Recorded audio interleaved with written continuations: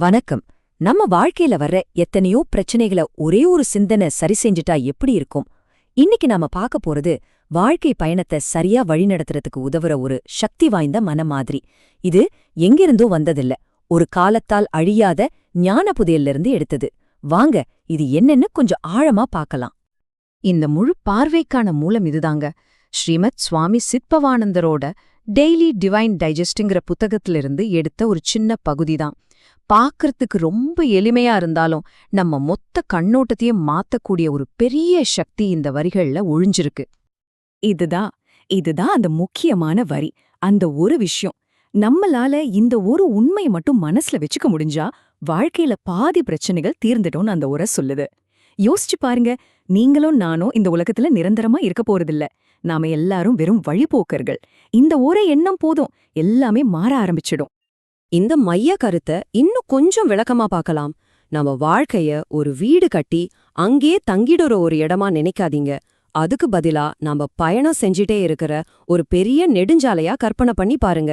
இது நமக்கான நிரந்தர இடம் கிடையாது, நாம கடந்து போற ஒரு பாதை, அவ்வளோதான். சரி, வாழ்க்கை ஒரு பயணம்னா ஒரு நல்ல டிராவலருக்கு அந்த சாலையோட விதிகள் தெரிஞ்சிருக்கணும் இல்லையா?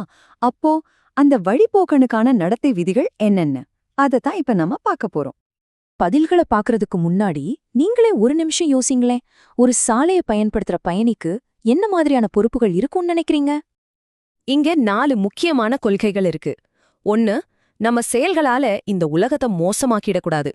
2, நம்மால முடிஞ்சா இந்த உலகத்தை இன்னும் கொஞ்சம் பெட்டரான இடமா மாத்திட்டு போகணும்.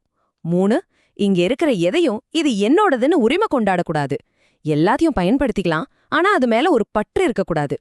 4வது ரொம்ப முக்கியம், ஒரே இடத்துல நின்னுடாம பயணம் போய்கிட்டே இருக்கணும். இந்த தேக்கம்ங்கிற வார்த்தை ரொம்ப ரொம்ப முக்கியம். அந்த மூல உரை தேக்க நிலைக்கு எதிரா ரொம்ப கடுமையா எச்சரிக்குது. ஏன்னா ஒரு வழிபோக்கனோட நோக்கமே முன்னேறி போறதுதான். ஆனா இந்த தேக்கம் அந்த நோக்கத்துக்கே எதிரானது இல்லையா? இந்த பயணத்துல இருக்கிற ஒரு பெரிய ஆபத்து என்ன தெரியுமா? நாம ஒரு வழிபோக்கணும் தான் அப்படிங்கறத மறந்துட்டு இங்கேயே நிரந்தரமா செட்டில் ஆகிடலாம் அப்படின்னு நினைக்கிற ஒரு மாயதான் அது. அது ரொம்ப ஆபத்தான ஆசை. இது அந்த மூல நூல்ல இருந்து வர்ற ஒரு நேரடியான கடுமையான எச்சரிக்கை. இந்த உலகத்து மேல நாம வைக்கிற பற்று என்ன மாதிரியான விளைவுகளை கொண்டு வரும்னு இது ரொம்ப தெளிவா சொல்லுது. இங்க எதையுமே நிரந்தரம்னு நினைச்சா அதோட முடிவு துன்பம்தான். இப்போ இந்த ஒப்பீட்ட பாருங்களேன், எவ்ளோ தெளிவா இருக்கு. இடது பக்கம் சுதந்திரமா பயணம் பண்ற வழிபோக்கன், வலது பக்கம் தன்னைத்தானே ஒரு இடத்துல சிறைப்படுத்திக்கிற குடியேறியவன். இந்த 2 மனநிலைக்கும் நடுவுல இருக்கிற வித்தியாசம் ரொம்ப பெருசு. ஒன்னு சுதந்திரத்துக்கும் முன்னேற்றத்துக்கும் வழிவகுக்குது, இன்னொன்னு தேக்கத்துக்கும் கடைசியில துன்பத்துக்கு தான் வழிவகுக்குது. ஆக இந்த தத்துவத்தின்படி பார்த்தா நம்மளோட பெரும்பாலான கஷ்டங்களுக்கு முக்கியமான காரணம் ஒண்ணுதான். அது எல்லாம் நிரந்தரம், இதை எனக்கு சொந்தம்னு நாம வச்சிருக்கிற அந்த நம்பிக்கையேதான்.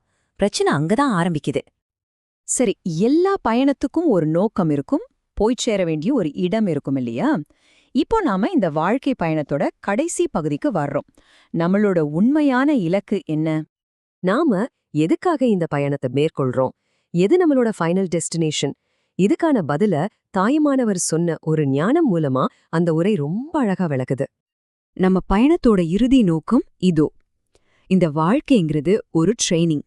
ஆமா, நம்மளை நாமளே பக்குவப்படுத்திக்கிறதுக்கும் நம்மளோட இறுதி இலக்கான அந்த இறைவனை அடையறதுக்கான ஒரு பயிற்சி தான் இந்த வாழ்க்கை.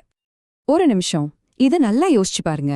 நாம சந்திக்கிற ஒவ்வொரு அனுபவமும், அது நல்லதா இருந்தாலும் சரி, கெட்டதா இருந்தாலும் சரி, நம்மளோட வளர்ச்சிக்காகவே வடிவமைக்கப்பட்ட ஒரு பாடத்திட்டத்தோட ஒரு பகுதின்னு நினைச்சா எப்படி இருக்கும்?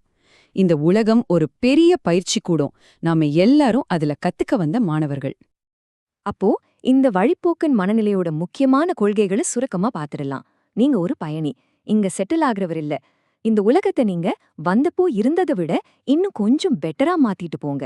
எனக்கு சொந்தம்ங்கிற பொறியிலையும் ஒரே இடத்துல தேங்கிடுறதுலயும் சிக்கிடாதீங்க. எல்லாத்துக்கும் மேல இது ஒரு பயிற்சின்னு எப்பவும் ஞாபகம் வச்சுக்கோங்க. கடைசியா நான் உங்ககிட்ட இந்த கேள்விய விட்டுட்டு போறேன். நாம எல்லாரும் இந்த உலகத்துல கொஞ்ச காலம்தான். நாம வெறும் வழிபோக்கர்கள் தான நமக்கு தெரிஞ்ச பிறகு, இன்னைக்கு இந்த நிமிஷம் உங்க செயல்கள்ல, உங்க சிந்தனைகள்ல என்ன மாற்றத்தை கொண்டு வருவீங்க? யோசிங்க.